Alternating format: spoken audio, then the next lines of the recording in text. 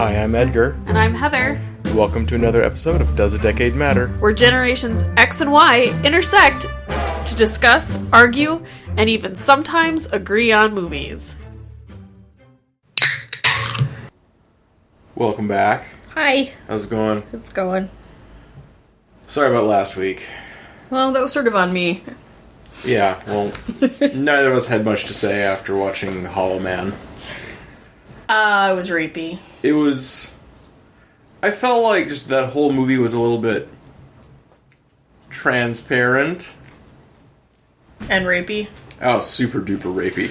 Yeah. Like, even the jokes were rapey. Yeah. Which, I mean, I expect better out of Paul Verhoeven, and I'm not certain that I should. I expect better out of Kevin Bacon. He was on that Lie to Me show, wasn't he? No. Which one was he on? The Following. Yeah, same thing. No, not even close. If you say. Anyway. One was about cults, one was about, like, profiling. Yeah, different. Anywho. So this week we watched El Labyrintito de la Faune. Or Pan's Labyrinth for the English audience. Mm-hmm. And I'm sure I butchered that Spanish. Probably. Anyway. So Heather, what did you think of Pan's Labyrinth? It was a decent movie. I don't understand the woo behind it. What do you mean woo?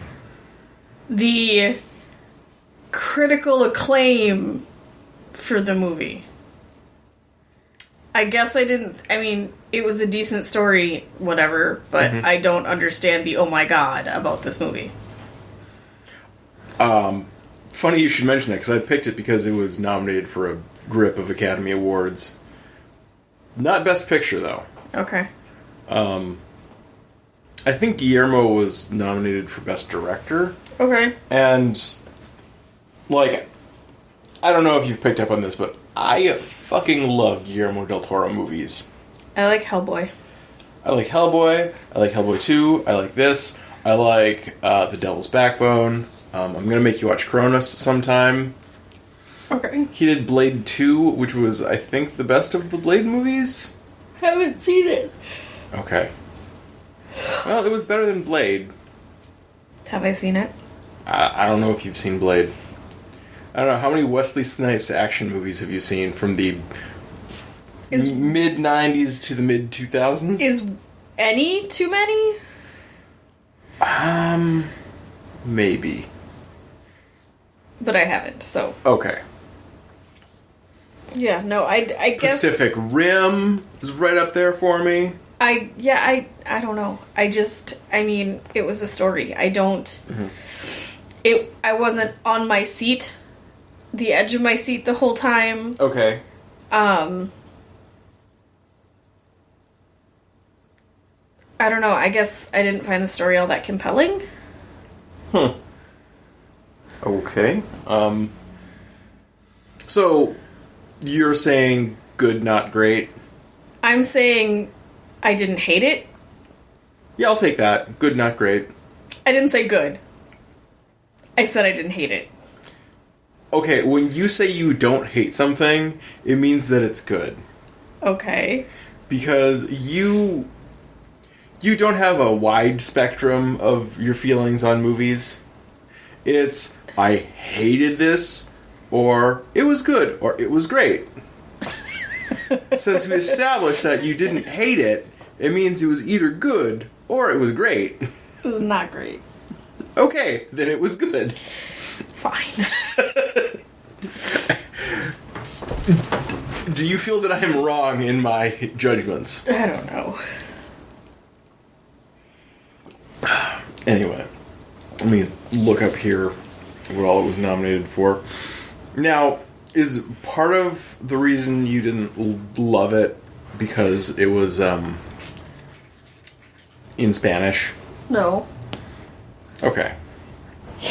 Because when I told you that it was in Spanish, like, I'm gonna have to read this movie. I am not a fan of reading movies, and here's the reason why. Because you spend the entire movie looking at the lower third. I disagree. Because you are too busy reading it, you are missing other things on the screen. That is what I don't like about having to do subtitle movies, is because you spend the entire movie looking at the lower third of the screen. Okay. So you miss facial nuances, you miss things going on in the background.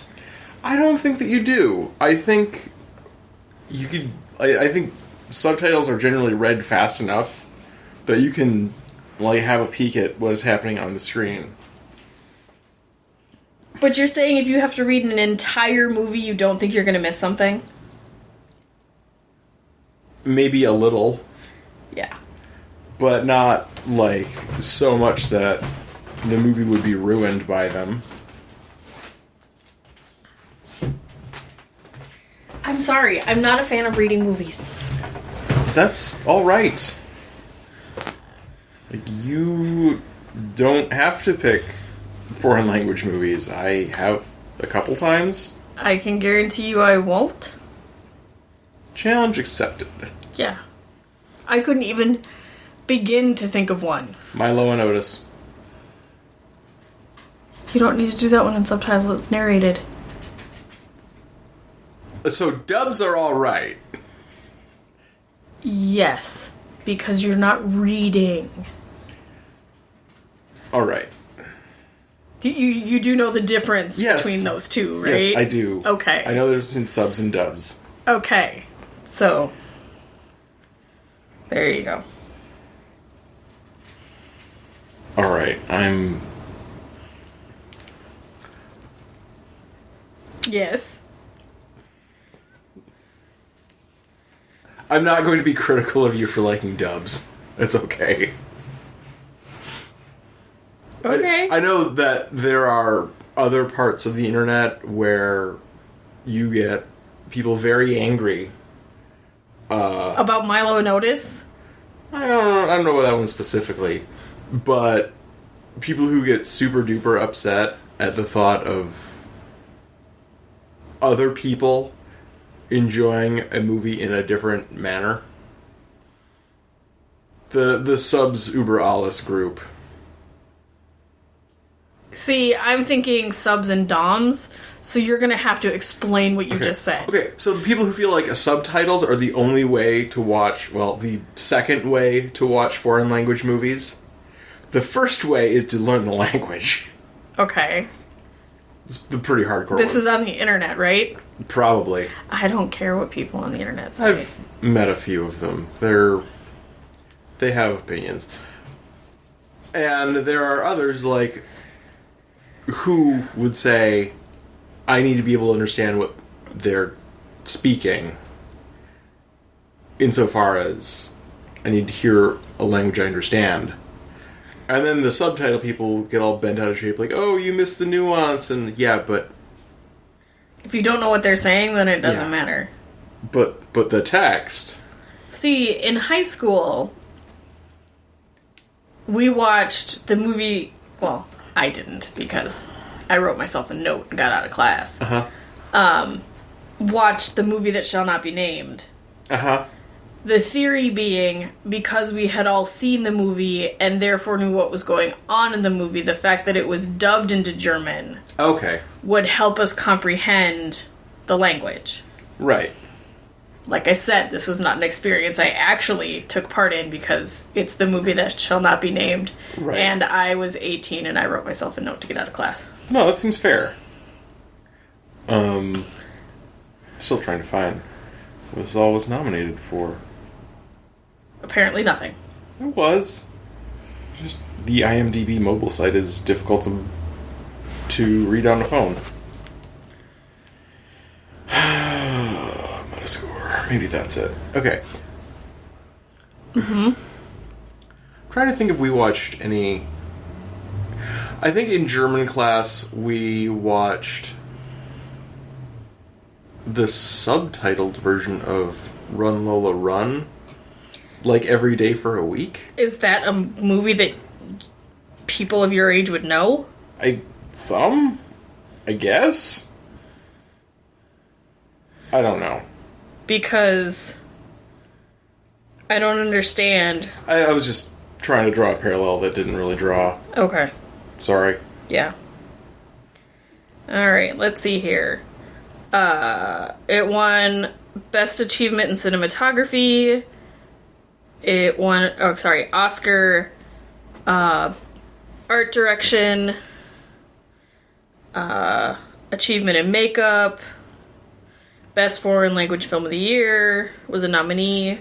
Mm-hmm. It was nominated for Original Screenplay, and it was nominated for Music Written for Motion Pictures. Yeah. It won a Golden Globe for Foreign Film. It won a BAFTA for Best Film Not in English. It won BAFTA. I like how there's a BAFTA category for films not in English. Well, yeah. Isn't it the British? Yeah. So, like, are they mostly reviewing, like, Scottish, Gaelic language films? No. I'm making a joke. Oh. Of course, the English would, do that. Let's see here. It won Best Costume, Best Hair and Makeup, Best Original Screenplay, nominated for Screenplay and Cinematography. Mm-hmm. It won an Academy Award for Foreign Film.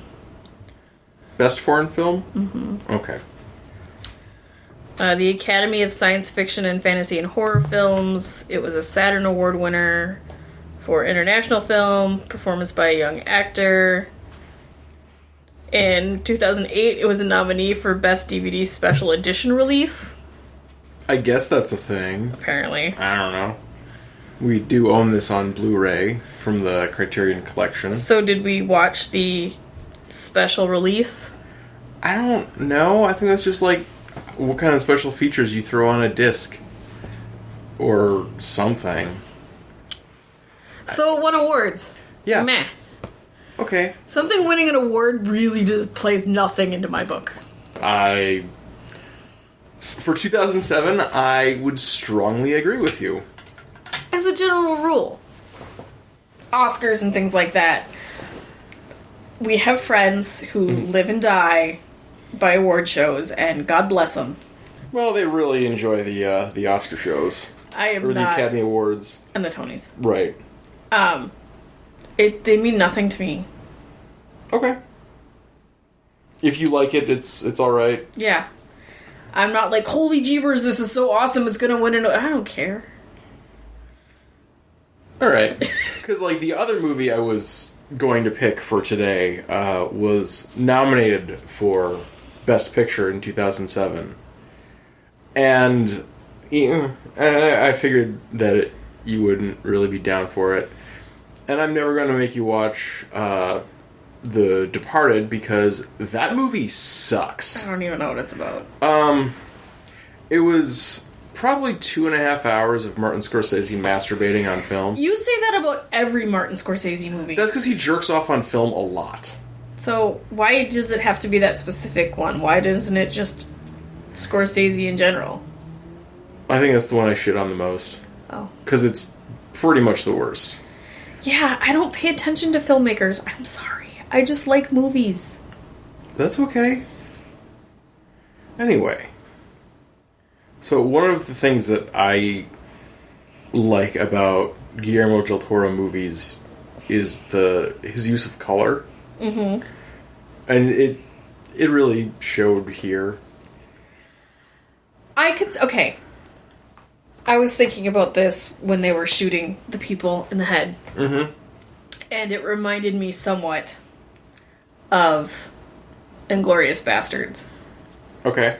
And there were many opportunities to make this movie a hell of a lot bloodier than he did. Right. And I appreciated that artistic choice. Mm-hmm. And it wasn't bloodless by any stretch of the imagination. Yeah, there were still, I think, scenes that you could have cut down, like the bashing in the dude's face with a liquor bottle. Yeah, like that seems a little. And if that's the most excessive part, yeah, okay. Well, my thing with that scene was at least let him die from injuries to the brain. Why make him move so you have to shoot him again? It just that kind of bugged me. But or just put more of it off screen or at a distance in the dark. But let the audience imagine it. It was equal on both sides.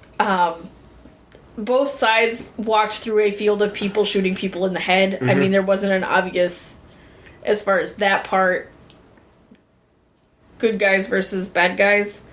When they surrounded Mercedes, while she was reuniting you with her brother, there were people shooting people in the, making sure that the soldiers on the ground were dead by shooting them in the head. Okay.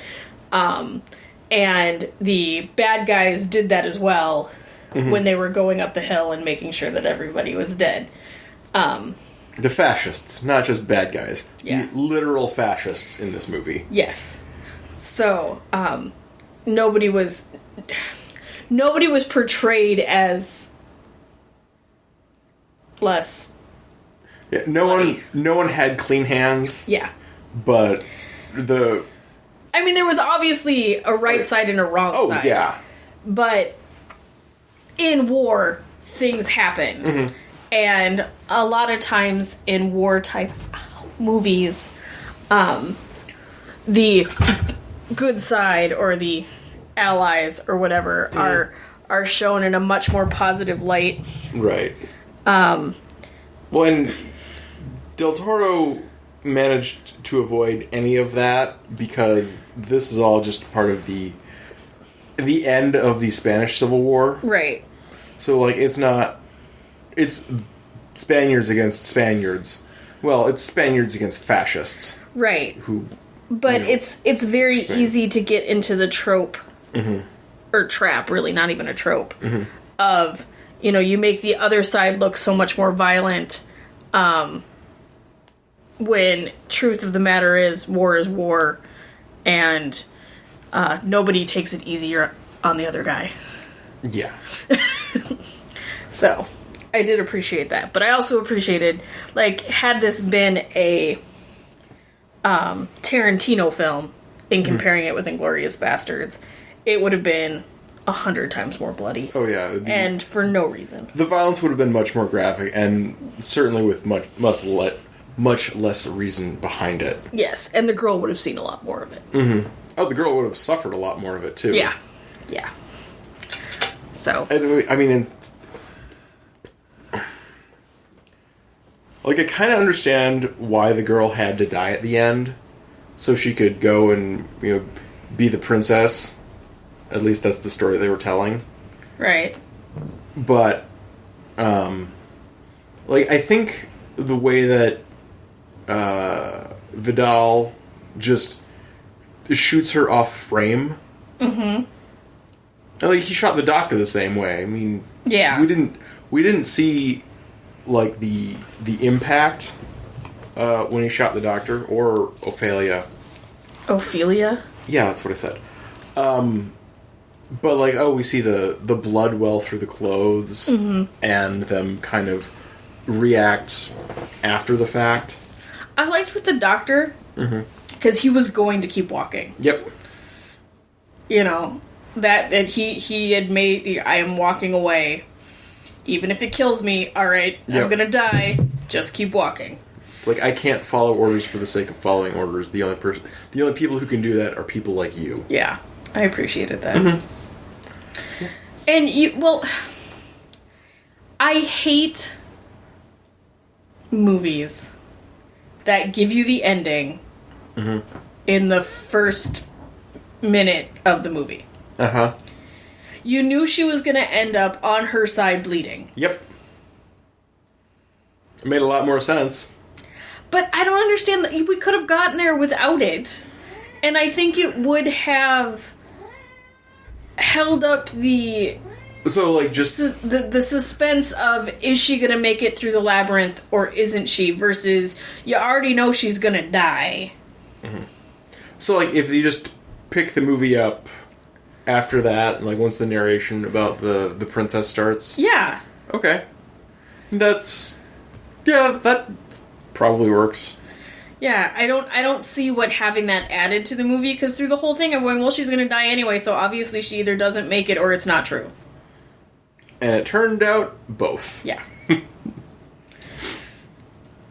So, I don't know.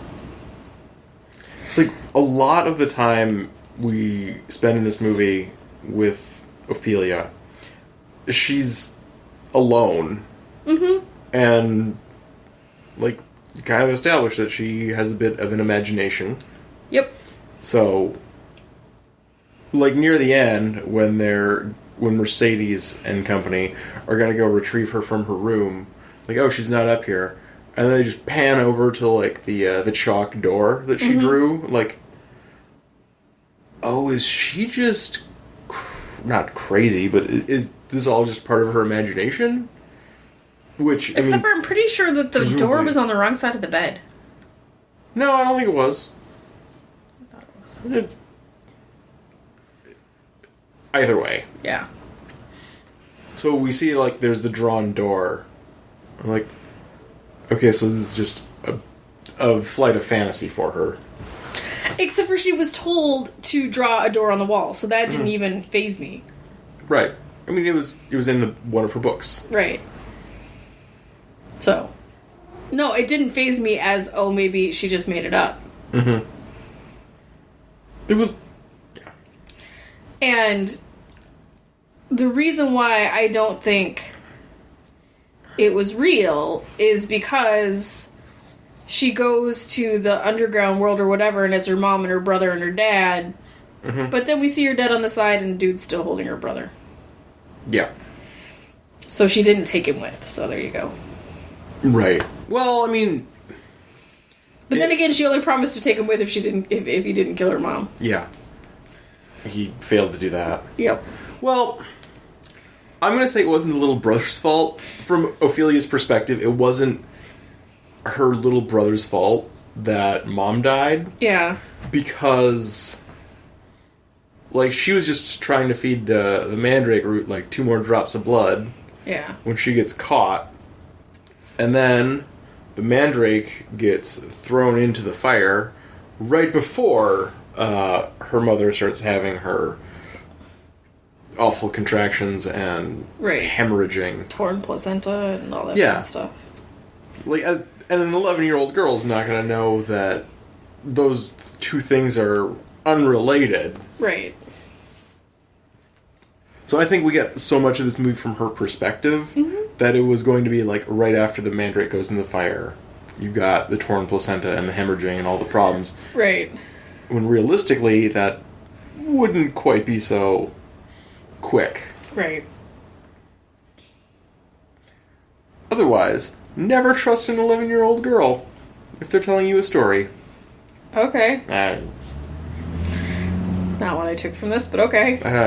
Well, I took quite a lot from this. Anyway, do you have more? Nope. Okay.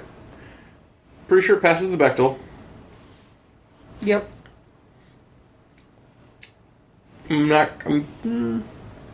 Ophelia and Mercedes talk about a lot of things that aren't the captain. Yeah. Let's talk about La Resistance. Mm-hmm. I don't think it's particularly diverse. Well, because, I mean... It shouldn't be. Spain in 1944 was pretty... Spaniard. Spain is for the Spaniards, I guess. Yep, so it was a civil war, so yeah. I would assume that they were all of the same. Yeah, I think they mentioned... Okay, so there was a character named Frenchie who gets his leg severed. Right. Because it's gangrenous. Did they call him Frenchie because he's French? He's not a character established to the point where we should care or know. Right. And... Maybe he's the only one who knows French. The dumb American audience that watched this tonight is not fluent in French to say, that's not Spanish, that's French. Or, that is Spanish with a French accent. I'm sure... Cat! I'm sure, like, native Spanish speakers would be able to... Hey! Point that out. So, yeah, it's a pretty Spanish movie. I love this movie. I will watch this again. I would like to think now that I've watched it, Netflix, Hulu, and Amazon could quit recommending it to me, but somehow I don't think that's going to happen. Because it's so good! Alright.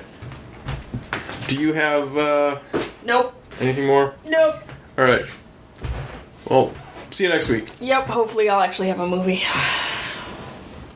Thank you for listening to this episode of DADM. Our theme music was provided by bensound.com. You can download us from SoundCloud, iTunes, or wherever you find your favorite podcasts.